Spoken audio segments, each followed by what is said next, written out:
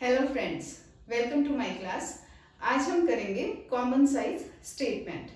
Common size statement एक vertical analysis है financial statements की, जिसमें कि हम फाइनेंशियल स्टेटमेंट्स की हर एक आइटम को परसेंटेज में कन्वर्ट करते हैं by taking some common base.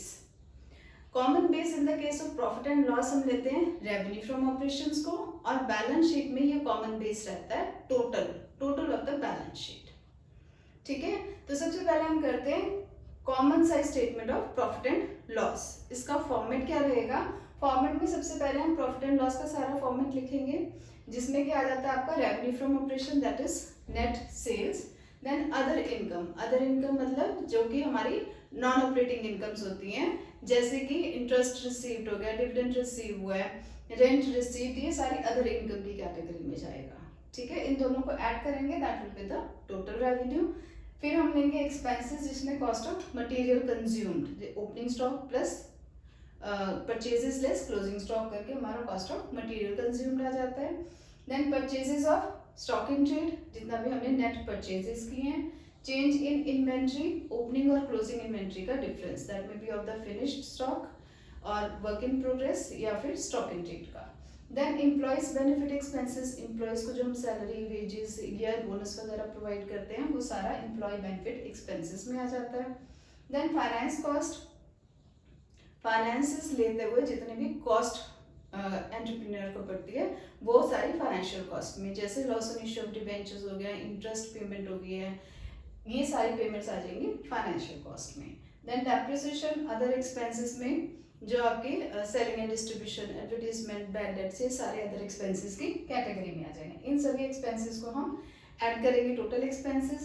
Revenue में से एक्सपेंसेस लेस करेंगे प्रॉफिट बिफोर टैक्स, टैक्स की जितनी परसेंटेज है वो लेस करने के बाद हमें मिलेगा प्रॉफिट आफ्टर टैक्स। ये तो सारा फॉर्मेट था हमारा प्रॉफिट एंड लॉस का। अब जब हम कॉमन साइज बनाते हैं तब क्या करते हैं, हम लेते हैं absolute amounts of the previous as well as the current year. अगर हम एक ही फॉर्म की कर रहे हैं तब हम प्रीवियस और करंट ईयर फिगर्स को कंपेयर करेंगे, बट अगर हम डिफरेंट फॉर्म्स की कर रहे हैं तो हम एक ही साल की ए फॉर्म की और बी फॉर्म की फिगर्स को हम कंपेयर करते हैं। ठीक है, इसमें हम एक ही फॉर्म के ले रहे हैं इसलिए डिफरेंट ईयर्स ले रहे हैं, पिछला साल और करंट ईयर। ठीक है, this is the absolute amounts. अब इसको हम परसेंटेज में चेंज करते हैं using a common base. Common base is revenue from operation, इसलिए रेवेन्यू फ्रॉम ऑपरेशन हमेशा आपका परसेंटेज में 100 आएगा। ठीक है, और सारी फिगर्स को हम परसेंटेज में लेंगे taking a common base of revenue from operations. ठीक है, एक क्वेश्चन के थ्रू करते हैं तो और ज्यादा समझ आता है। अब जैसे हमें क्वेश्चन में यहां तक पोर्शन दिया हुआ है, ठीक है, दैट मीन्स ये revenue from operations, previous year और करंट ईयर की फिगर्स हमें दे रखी हैं। ठीक है, इतना हमारा क्वेश्चन है, और इसे जब हम सॉल्व करेंगे तब हमारी सॉल्यूशन आएगी यहाँ पे, जब हम इसको परसेंटेज में कन्वर्ट करेंगे। तो कैसे कन्वर्जन होगी? रेवेन्यू फ्रॉम ऑपरेशन मैंने पहले बताया कि आपको 100% ही लिखना है, क्योंकि हमने बेस क्या लिया, रेवेन्यू फ्रॉम ऑपरेशन। हर एक आइटम को हम बेस लेके चलेंगे, रेवेन्यू फ्रॉम ऑपरेशन के साथ ही हमने डिवाइड करना है। ठीक है, तो एक्सपेंसेस में जैसे purchases of stock in trade, इन्होंने प्रीवियस ईयर की दे रखी है 7,20,000 की।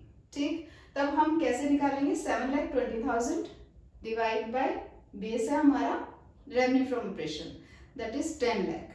7,20,000 डिवाइड बाय 10 लाख इंटू 100 करके हमारा आएगा 72%। क्लियर है? सिमिलरली करंट ईयर का 8,70,000 डिवाइड बाय 12,50,000 इंटू 100, तो अब हमारा आएगा 69.60। ठीक है, चेंज इन इन्वेंट्री 30,000 दे रखी है, सेम चीज करेंगे, 30,000 divide by 10 lakh into 100, that will be 3। Then यहाँ पे 20,000 divide by 1250 into 100, that will be 1.60। ठीक है, डेप्रिसिएशन जैसे दे रखी है 20,000, सेम चीज, सेम हमारा फॉर्मूला सेम रहेगा। क्या रहेगा? जितनी भी हमारी आइटम है upon revenue from operations into 100, ये हमारा फॉर्मूला रहेगा परसेंटेज में कन्वर्ट करने का।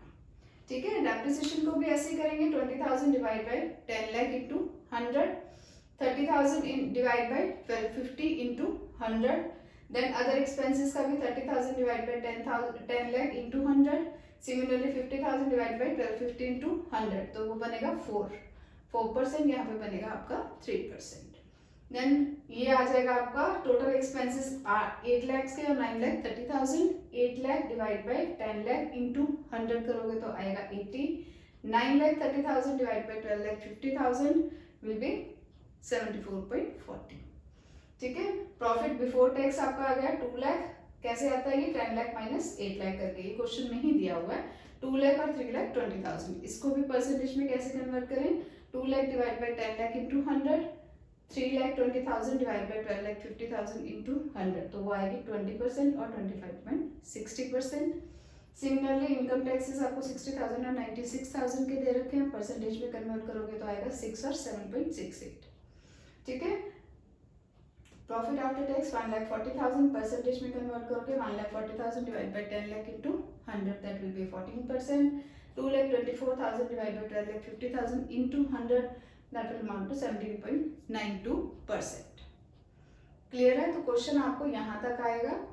जब आप सॉल्यूशन निकालोगे कॉमन साइज स्टेटमेंट में, तब आप परसेंटेज में से कन्वर्ट करोगे, taking revenue from operation as the base year. Formula आपका रहेगा हर एक item upon revenue from operation into 100, उस हिसाब से आप परसेंटेज निकालोगे। क्लियर है ये क्वेश्चन?